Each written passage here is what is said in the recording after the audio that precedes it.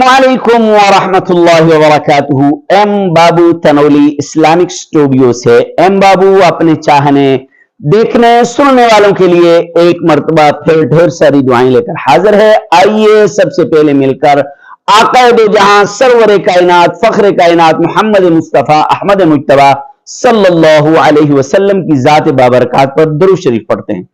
अल्लाहुम्मा सल्लि अला मुहम्मदिन व अला आलि मुहम्मद कमा सल्लैता अला इब्राहीम व अला आलि इब्राहीम इन्नका हमीदुम मजीद।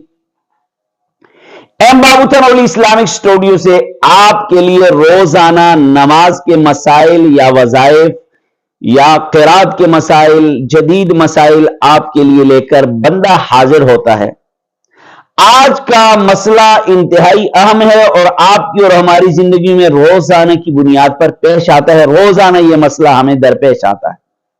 आज के मसले को खूब अच्छी तरह तवज्जो से, दिलजमी से, गौर से सुनिए ताकि आपको मसला समझ आ जाए।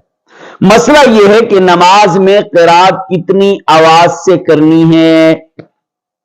नमाज में क़िरात कितनी आवाज से करनी है। तो सबसे पहले यह समझ लीजिए कि हर मुसलमान को हुक्म है वो अकेले नमाज पढ़े या वो इमाम के पीछे नमाज पढ़े, दिल के अंदर क़िरात करने का हुक्म है। ये मसला समझ आ गया? बात समझ आ गई। लेकिन बाज लोग इस तरह पढ़ते हैं कि साथ वाला जो है ना अपनी नमाज भूल जाता है। बाज लोग इस तरह क़िरात करते हैं कि साथ वाला अपनी नमाज भूल जाता है, इतनी बुलंद आवाज से पढ़ते हैं।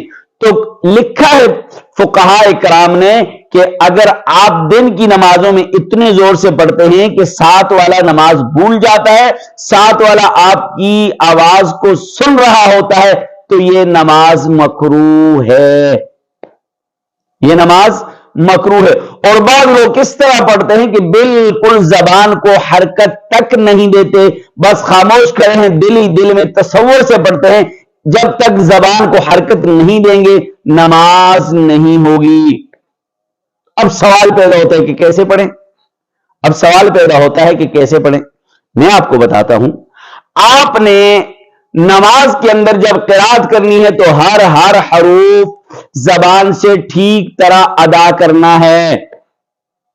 हर हरूफ जुबान से ठीक तरह अदा करना है, लेकिन दूसरों को आवाज सुनाई न दे। लेकिन दूसरों को आवाज सुनाई न दे। दूसरों को आवाज सुनाई न दे। हर तरह हर हरफ जो है ना ठीक तरह अदा करना है, दूसरों को आवाज सुनाई न दे। और बाद लोग जिस तरह करते हैं कि जबान को हरकत तक नहीं देते, खामोशी से खड़े रहते हैं। मैंने पहले बताया है कि इस तरह नमाज नहीं होती। यह मसला आपको समझ आ गया।